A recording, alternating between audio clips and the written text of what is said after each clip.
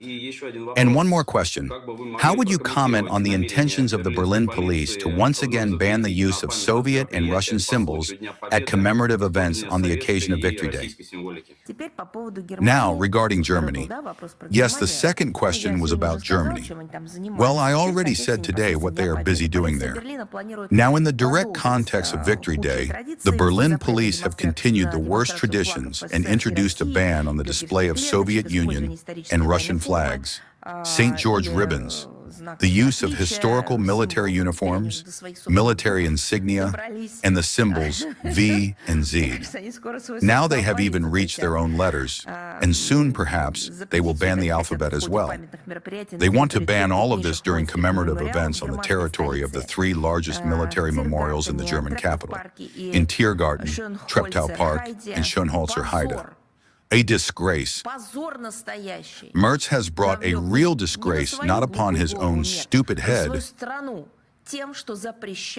but upon his own country by banning the use of the symbols of victory. Upon those who want to glorify, among others, those German anti-fascists who sacrificed their lives in the struggle against this terrible brown plague.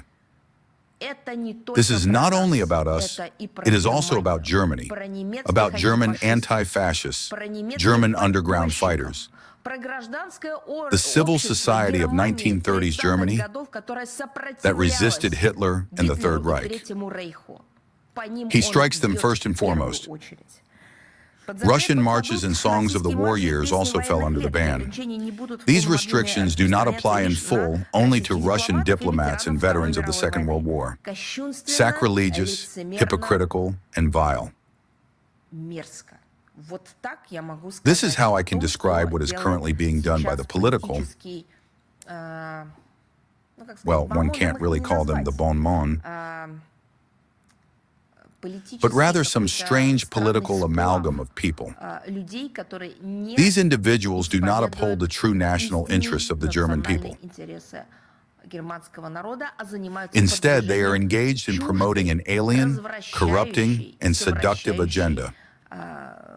Seductive because it leads the country away from the genuine interests of the German people and from its own history.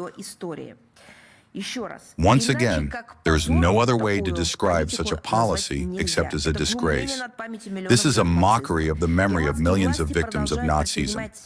German authorities continue to make cynical, I repeat, immoral attempts to rewrite history to suit the Russophobic political conjuncture, to cancel the memory of the decisive role of the Red Army in the defeat of Nazism, and to ban symbols inseparably linked with the feat of the multinational Soviet people liberator. And one may ask, why was it possible to sing the songs of the war years in Berlin before, but not now? What has changed? I am posing this question to official Berlin. Only one thing has changed, and those who are pushing this country into the abyss have sneaked into power in Germany. That's what's changed. The songs have not changed. The attitude toward them by the veterans who fought against Nazism has not changed.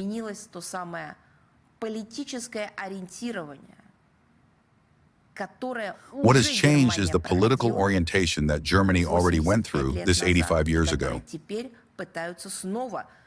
Now those who hate this country are trying to revive it again. Berlin, by the way, still refuses to recognize the siege of Leningrad and other crimes of the Nazis against Soviet citizens as acts of genocide against the peoples of the Soviet Union.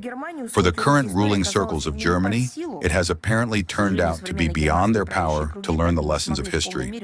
Unfortunately, modern German ruling circles have never been able to fully learn the lessons of history and draw the correct conclusions from them. Not because the German people wished it so. Nothing of the sort. These people were brought to Berlin by those who had brought similar people to power before.